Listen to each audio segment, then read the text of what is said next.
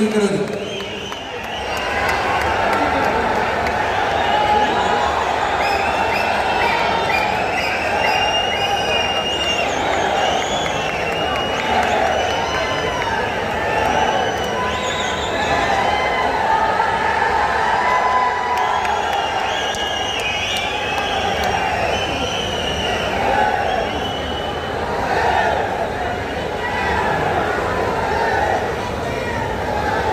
அன்பார்ந்த பெரியவர்களே, தாய்மார்களே, இந்த பொள்ளாச்சி மண்ணில் ஒரு பெரிய எதிர்பார்ப்போடு நம்பிக்கையோடு எல்லோரும் தலைவர்களாக, சாமானிய மனிதர்களாக, சமமானவர்களாக இங்கே நின்று கொண்டிருக்கின்றோம். இது ஒரு மாவட்டத்தில் நடத்தப்படக்கூடிய இந்த மாதத்திற்கான போதை விழிப்புணர்வு மாநாடு மட்டும்தான்.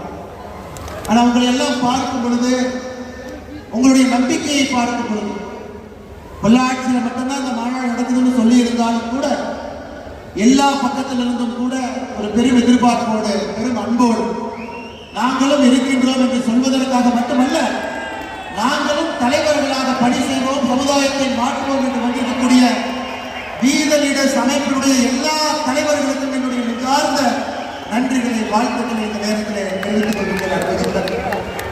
அருமை சொந்தங்களே, ஒரு சாதாரண நிகழ்வு அல்ல, சாதாரண நிகழ்வு அல்ல. ஒரு அரசியல் கட்சி ஒரு மாநாடு போடும் பொழுது தலைவர்கள் இருப்பார், புகைப்படம் இருக்கும். இவங்க தான் இவங்களுக்கான பொறுப்பு எல்லாமே. எந்த பொறுப்பும் யாருக்கும் கிடையாது. எனக்கு தலைமை சேவகன் என்கின்ற பொறுப்பு 2020 அமைப்பட இருக்கிறது. 2025 ஜூன் 5ஆம் தேதியிலிருந்து வந்திருக்கக்கூடிய தலைவர்களுக்கு இன்னும் பொறுப்பு இல்லை. எல்லாருமே தன்னார்வ குழு, தன்னார்வ நண்பர்கள், தன்னார்வ தலைவர்கள்.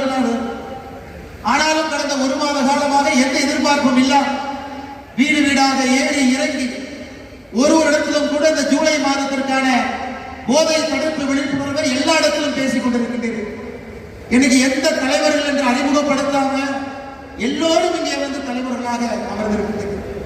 இந்த நிகழ்வை பொள்ளாச்சியில் பார்க்கும் பொழுது எதற்காக இந்த இயக்கத்தை நாம் ஆரம்பித்தோமோ 50 விழுக்காடு அந்த பாதையை தாண்டி விட்டோம் என்கிற நம்பிக்கை வந்திருக்கிறது. 50 விழுக்காடு சகோதரர்களை பார்க்கும் பொழுது, தாய்மார்களை பார்க்கும் பொழுது, கல்லூரி மாணவர்களை பார்க்கும் பொழுது, நான் பேசிட்டு இருக்கும் பொழுது மேல ஒரு கல்லூரி மாணவர் எல்லோரும் அந்த போதை விழிப்புணர்வு அந்த பிளட்ஜ் எடுத்தார். அதற்காக நம்ம எல்லோரும் எந்திரிச்சு அதற்காக நாம் இதயத்திலிருந்து சொன்னோம், இதை நாங்கள் பின்பற்ற போறோம். ஒரு மாணவன் மட்டுமே, கிரீஷ் என்கின்ற மாணவன் மேடையில் பார்த்தீங்கன்னா அந்த 12 பேருக்குள்ள அழுது கொண்டிருந்தான். நான் அங்கிருந்து பார்த்தேன். அந்த தம்பிக்கிட்ட